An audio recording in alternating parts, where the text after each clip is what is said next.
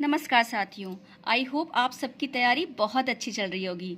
आइए हम अपनी तैयारी को और तेज करते हैं। हम लोग कर रहे हैं समश्रुति भिन्नार्थक शब्द। इसका मीनिंग आपको पता ही है, जो सुनने में लगते एक जैसे लेकिन थोड़ी सी मात्राओं का हेरफेर होता है और उनका अर्थ बदल जाता है।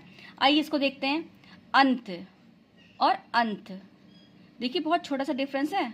या हो गया है, यहाँ पे ता हो गया है, ठीक है, लेकिन इसका मीनिंग डिफरेंट है। एक अंत का मतलब होता है नीच और अंत का मतलब आप जानते हैं समाप्ति। फिर देखिए अरि, अरि, देखिए अरि मैं बोल रही हूँ ना, अरि अरि, सुनने में ज़्यादा डिफरेंस नहीं लग रहा है, लेकिन जब छोटी की मात्रा होगी तो उसका मतलब है शत्रु, और जब बड़ी की मात्रा होगी तो जब नहीं कहते अरि सुनो करके, जब संबोधन करते किसी को बुलाते हैं अरि सुनो अरि यहाँ आओ, तो वो संबोधन के लिए हम यूज़ करेंगे, ठीक है।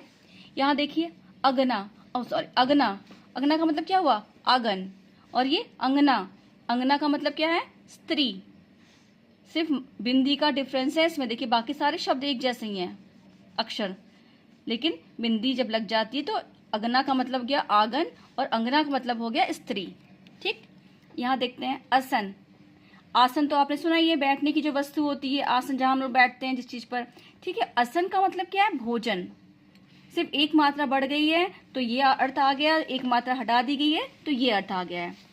ये देखते हैं अवलंब, अवलंब और अविलंब, अवलंब अविलंब, देखिए छोटी की मात्रा का डिफरेंस है और इसका अर्थ चेंज हो गया है। अवलंब का मतलब सहारा, और अविलंब जब कभी आ लग जाता है तो इसका मीनिंग ना में आता है, मतलब नहीं विलंब, तो नहीं विलंब का मतलब क्या हुआ शीघ्र।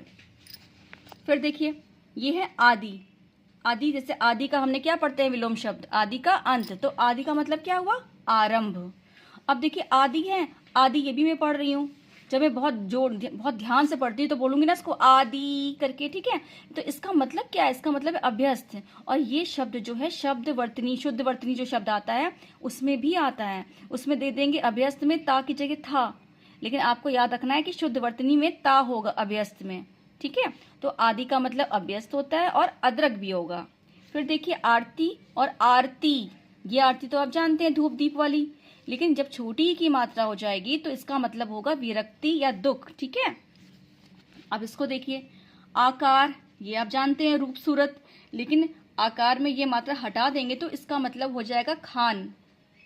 छोटी छोटी देखिए मात्राओं का अंतर है और इसका जो क्या कहते हैं अर्थ है वो अलग अलग हो रहा है, इसीलिए इसको बोलते हैं समश्रुति। जब हम बोलते हैं फ्लो में तो हम ये इतनी मात्राओं का ध्यान नहीं रखते, हम बोल देते हैं, लेकिन सुनने में तो लगता है एक जैसा, लेकिन उसका अर्थ होता है अलग अलग। ये देखिए मोस्ट इंपॉर्टेंट शब्द जो हमेशा परीक्षा में आता है, ये आपको बहुत क्लियर रखना है कि जब छोटी की मात्रा तरणी में होगी तो उसका अर्थ होगा सूर्य, और जब बड़ी की हो जाएगी तो क्या हो जाएगा उसका अर्थ नाव, ठीक है। तो ये वाले शब्द तो आज आपके याद हो गए होंगे, आपको एक दो बार इसको रिवाइज करेगा, ये बिल्कुल आपको क्लियर हो जाएंगे। अब मिलते हैं नेक्स्ट क्लास में, ठीक है।